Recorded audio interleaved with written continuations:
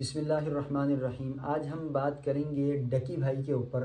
آپ حضرات جو ویڈیو دیکھ رہے ہیں غالباً اکثر ہی جانتے ہوں گے سعد الرحمن عرف ڈکی بھائی۔ یہ وہ بندہ ہے جس کے بارے میں اکثریت علماء کرام سے یا دیندار طبقے سے آپ یہ سنتے ہوں گے کہ بھئی اس کو دیکھنا یا فالو کرنا قطعاً مناسب نہیں ہے، کیونکہ بہت ساری چیزیں ایسی ہیں کہ جو کہ اسلام یا دیندار حضرات پسند نہیں کرتے، جس میں آپ فیملی ولاگنگ کہہ سکتے ہیں یا بیچ میں خواتین کا آنا ہے، اسٹیپ بائی اسٹیپ یہ اس تک پہنچے یا تھوڑا تھوڑا کر کے پہنچے۔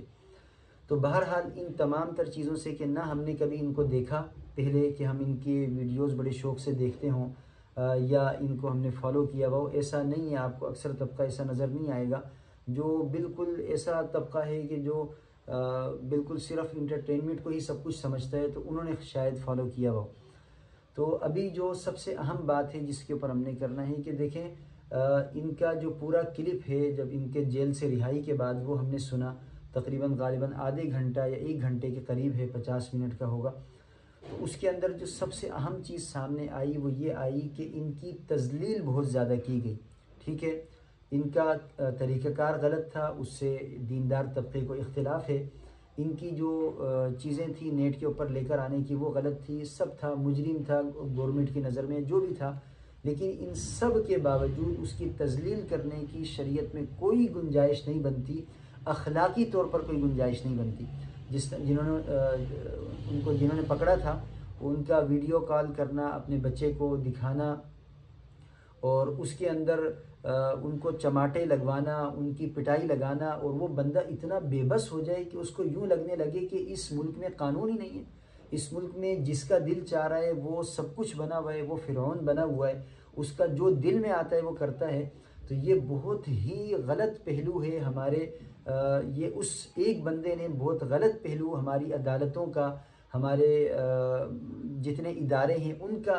اس نے پہلو ظاہر کیا، جبکہ حقیقتاً ایسا ہے کہ ہر ادارہ برا نہیں ہوتا۔ یہ اصول ہمیشہ سے ذہن میں رکھیں کہ کوئی پوری قوم غلط ہو ایسا نہیں ہے، کوئی پورا ادارہ غلط ہو ایسا نہیں ہے، اس میں کوئی بندہ اچھا بھی ہوتا ہے تو کوئی برا بھی ہوتا ہے۔ برے بندے سے ہمارا پالا پڑتا ہے تو ہمیں یوں لگتا ہے کہ یہ پورا نظام ہی غلط ہے، اور اسی کے اندر بیچ میں کوئی بندہ ایسا فرشتہ بن کر آتا ہے کہ وہ آپ کو سارے جھمیلوں سے نکالتا ہے۔ اور انہوں نے ڈکی بھائی نے بھی یہی بات کہی ہے، انہوں نے بہت مطلب ان کی ویڈیو انسان دیکھے تو انسان ایموشنل ہو جاتا ہے کہ یہ کس طریقے سے ان کے اوپر تشدد ہوا، ان کو مارا پیٹا گیا، کس طریقے سے ان کو جو ہے ٹارچر کیا گیا، فیملی کو لے کر، بیوی کو لے کر، ان کی ماں کو لے کر ٹارچر کیا گیا، بلیک میل کیا گیا۔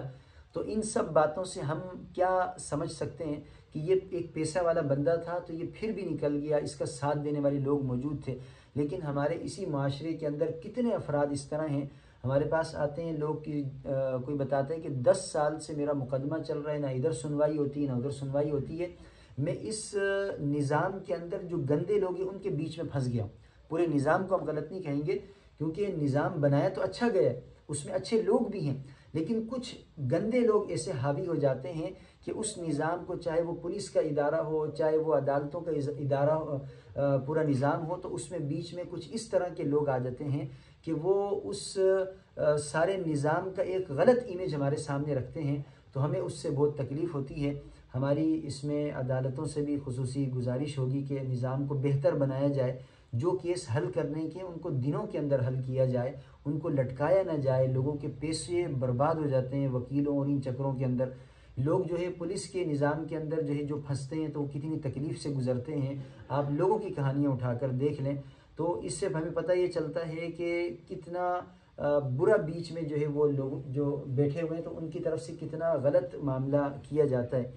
تو نمبر 1 تو یہ کہ ہمیں اس تذلیل کا جو پتہ چلا اس کی ہمیں بہت شدید تکلیف ہوئی، ہم اس کی برائی کرتے ہیں، ایسا قطعاً کسی مجرم کے ساتھ نہیں ہونا چاہیے، وہ مجرم ہے، عدالت کے کٹہرے میں کھڑا کیا جائے، جو اس جرم کی سزا مقرر ہو وہ اس کو دی جائے، وہ مجرم بھی قبول کرے گا۔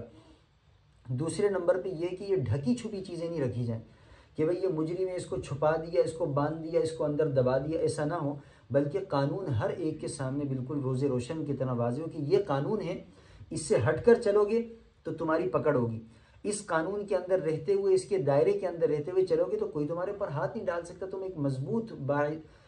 معزز شہری ہو، تو اس کو بالکل کلیئر کرنا چاہیے. ادارے کے جتنے نظام اداروں کے جو نظام ہے اس کو بہتر کرنا چاہیے, اور ہمیں کسی ایک فرد کے عمل کی وجہ سے اس پورے ادارے کو برا نہیں کہنا چاہیے. اور اسی طریقے سے پھر آخر میں وہ ابتدا والی بات پر آتا ہوں کہ ڈکی بھائی انٹرٹین کرنا چاہتے ہیں تو بالکل کریں. ادھر ہی آپ نے یوٹیوب پہ دیکھا ہوگا ایک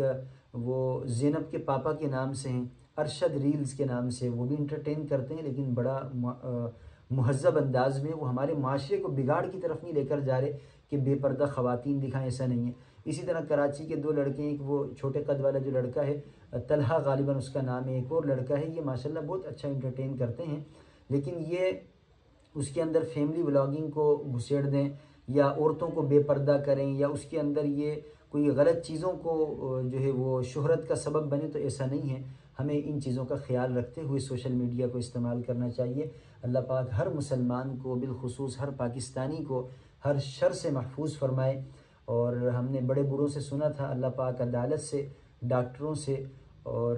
غالباً ایک چیز اور بتاتے ہیں, عدالت سے اور اسپتالوں سے اور پولیس, یہ اس اللہ نظام سے بچائے ہمیں. ہر مسلمان کی جان مال عزت آبرو کی حفاظت فرمائے. جزاکم اللہ.